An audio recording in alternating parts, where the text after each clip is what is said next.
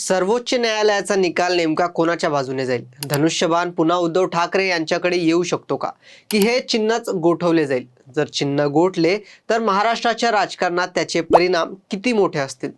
2029 ची तयारी आतापासून सुरू करण्यामागे उद्धव ठाकरे यांची राजकीय गणितं काय आहेत? विद्यार्थ्यांच्या प्रश्नांवर आक्रमक भूमिका घेणं, संघटन मजबूत करण्यावर भर देणं आणि ग्रामपंचायतीपासून लोकसभेपर्यंतची तयारी सुरू करणं, या सर्व गोष्टी एकमेकांशी जोडलेल्या आहेत का? आणि सर्वात महत्त्वाचा प्रश्न म्हणजे 4 वर्षापासून सुरू असलेली ही कायदेशीर लढाई आता शिवसेना भवितव्याचा निर्णायक टप्पा ठरणार आहे का? नमस्कार, मी अनिकेत जाधव आणि तुम्ही पाहत आहात टाइम महाराष्ट्र. शिवसेना भवनात नुकतीच उद्धव ठाकरे यांच्या नेतृत्वाखाली जिल्हा प्रमुख आणि संपर्क प्रमुखांची महत्त्वाची बैठक पार पडली. ही केवळ नियमित संघटनात्मक बैठक नव्हती, तर पुढील काही वर्षांसाठी पक्षाची दिशा ठरवणारी बैठक असल्याची चर्चा राजकीय वर्तुळात सुरू आहे. या बैठकीत उद्धव ठाकरे यांनी सर्वात मोठा दावा केला, तो म्हणजे सर्वोच्च न्यायालयाकडून धनुष्यबाण चिन्हाबाबत न्याय मिळेल असा त्यांचा विश्वास होता. त्याचबरोबर त्यांनी असेही म्हटल्याचे समोर आले की जर चिन्ह आपल्याला मिळाले नाही तर ते गोठवले जाऊ शकते. या विधानामुळे पुन्हा एकदा शिवसेना पक्ष आणि धनुष्यबाण चिन्हाच्या वादाकडे सर्वांचे लक्ष वेधले गेले. 2022 मध्ये शिवसेनेत झालेल्या मोठ्या फुटीनंतर केंद्रीय निवडणूक आयोगाने एकनाथ शिंदे यांच्या गटाला अधिकृत शिवसेना म्हणून मान्यता दिली आणि धनुष्यबाण चिन्हही त्यांच्याकडे सोपवले. त्या निर्णयाला उद्धव ठाकरे यांनी सर्वोच्च न्यायालयात आव्हान दिले. ही सुनावणी गेली 4 वर्षे विविध टप्प्यात सुरू आहे. त्यामुळे आता न्यायालयाचा अंतिम निर्णय केवळ एका चिन्हाचा नाही, तर महाराष्ट्रातील 2 वेगवेगळ्या राजकीय दाव्यांपैकी कोणता अधिक वैध मानला जाईल याचाही प्रश्न आहे. याच पार्श्वभूमीवर उद्धव ठाकरे यांनी संघटन मजबूत करण्यावर विशेष भर दिला आहे.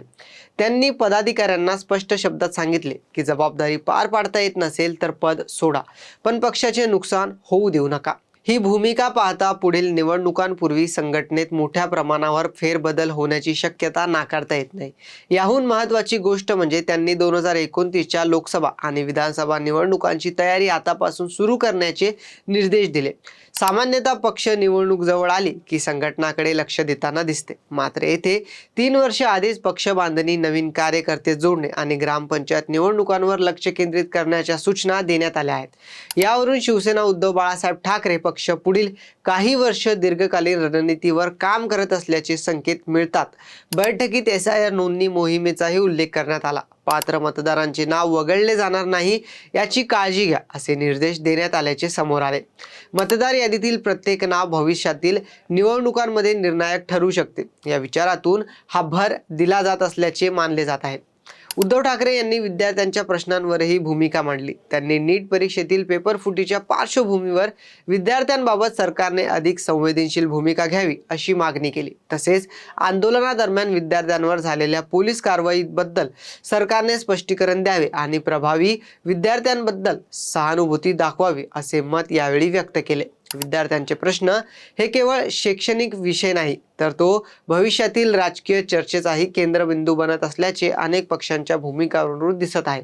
आता या संपूर्ण घडामोडींकडे व्यापक राजकीय दृष्टिकोनातून पाहणे देखील महत्त्वाचे आहे. एका बाजूला सर्वोच्च न्यायालयातील सुनावणी आहे, तर दुसऱ्या बाजूला संघटन मजबूत करण्याची मोहीम आहे. तिसऱ्या बाजूला युवक आणि विद्यार्थ्यांच्या प्रश्नांवर सातत्याने भूमिका घेण्याचा प्रयत्न आहे. या तिन्ही गोष्टी एकत्र आल्यास उद्धव ठाकरे यांचा पक्ष स्वतःची वेगळी राजकीय ओळख अधिक ठळक करण्याचा प्रयत्न करत असल्याचे दिसून येत आहे. मात्र दुसरी बाजू ही तितकीच महत्त्वाची आहे. अंतिम निर्णय सर्वोच्च न्यायालयाचा असेल, तसेच कोणत्याही पक्षाची राजकीय ताकद केवळ चिन्हावर अवलंबून नसते. ती संघटना, नेतृत्व, कार्यकर्त्यांचे जाळे आणि मतदारांचा विश्वास या सर्व घटकांवर अवलंबून असते. त्यामुळे निकाल काहीही लागला तरी दोन्ही गटांसाठी पुढील राजकीय संघर्ष संपणार नाही.